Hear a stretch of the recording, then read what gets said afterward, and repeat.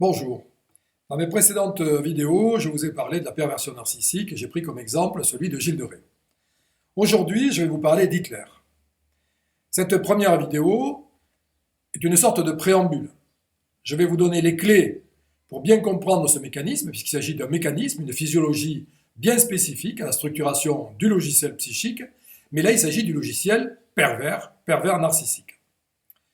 Donc vous donnez les clés, et également vous annoncez la couleur, si je puis dire, des 5 autres vidéos qui suivront, qui correspondent chacune à descriptifs de l'étape, des phases physiologiques qui permettent la structuration du logiciel pervers.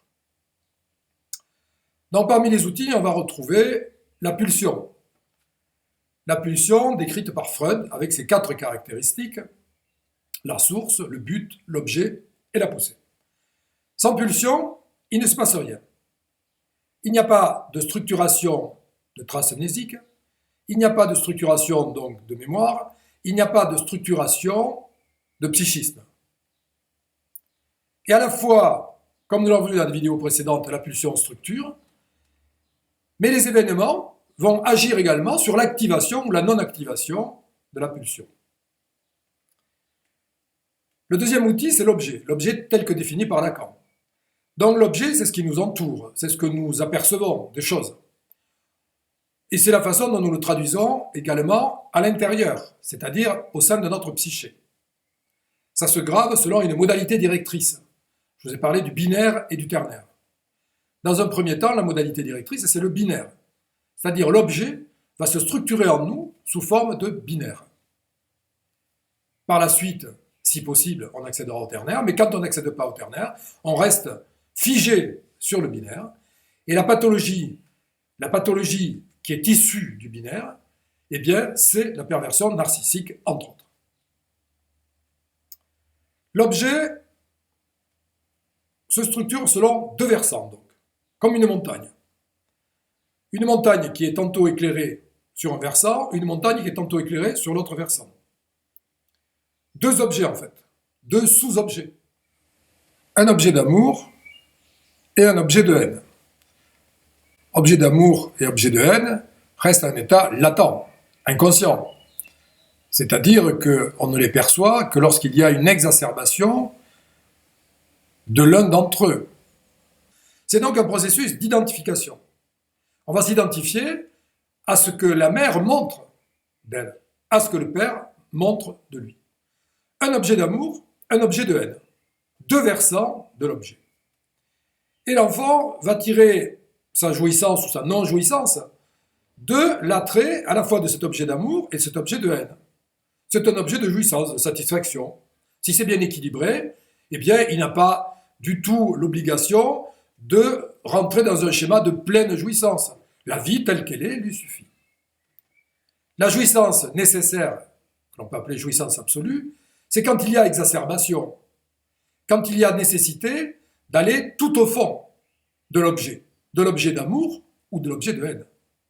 Et c'est bien sûr quand il y a une perte de l'objet d'amour ou de l'objet de haine que va surgir une angoisse, et cette angoisse qui nécessitera à son tour une jouissance.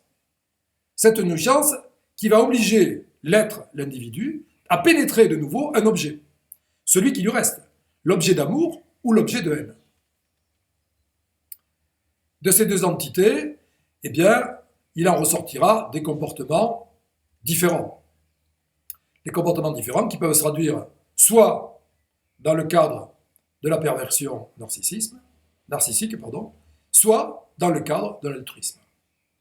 Les 2 vont ensemble, puisque au fond de nous-mêmes, il y a cette lutte permanente entre perversion narcissique et altruisme, qui fait que nous devons maintenir en équilibre ces 2 entités, ces 2 versants de l'objet, ces 2 sous-objets, comme je vous l'ai dit tout à l'heure, objet de haine, objet d'amour. Si on ne maintient pas l'équilibre, eh bien ça partira soit dans le sens d'une dominante de l'objet d'amour ou une dominante de l'objet de haine, soit dans le cadre de la structuration d'une personnalité narcissique, perverse narcissique, soit dans le cadre d'une personnalité altruiste. Il y a là-dedans, vous le voyez, une notion de sadomasochisme. Le sadique étant évidemment le pervers narcissique, et le masochiste étant l'altruiste. Ils sont nécessaires, l'un et l'autre. Comme nous les avons gravés au fond de nous-mêmes, dans le comportement de tous les jours, il y aura une nécessité au sadique de s'adosser à un masochiste.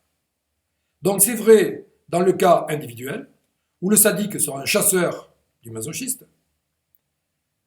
mais le masochiste lui-même recherchera bien sûr souvent le sadique. Ça marche individuellement, ça marche aussi sur le plan social, puisque la société, en cas de dépression, puisque ça c'est le propre justement du masochiste, en cas de dépression de la société, dans un cadre, un terrain tout à fait particulier, eh bien ça va amener, je dirais, l'avènement du sadisme, l'avènement du sadique, qui pourra s'installer en terrain conquis, en maintenant justement les masochistes en état d'esclaves. Donc voilà, deux versants de l'objet, objet d'amour, objet de haine. Les deux sont éclairés, il y a la pulsion qui souffle, comme les rayons cosmiques si vous voulez, qui tantôt éclairent un versant, tantôt éclairent l'autre versant. Dans la mesure où les deux versants sont éclairés d'une manière, je dirais, symétrique, eh bien, ni la perversion narcissique, ni l'altruisme ne se campent comme principauté, je dirais, au sein de la personnalité ou au sein de l'individu. Dans le cas où il y a un désinvestissement, soit de l'objet d'amour, soit de l'objet de haine, eh bien on verra apparaître à ce moment-là soit la perversion narcissique, soit la personnalité altruiste. À cet instant même, il y a ce que j'avais appelé un point d'inversion, mais puisque le point d'inversion, c'est un point d'inflexion, on arrive toujours à le situer historiquement. Vous verrez, on le situera chez Hitler le 31 juillet 1940.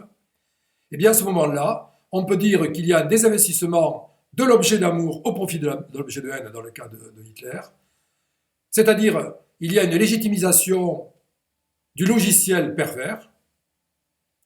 La jouissance ne se fera plus que du côté de l'objet de haine.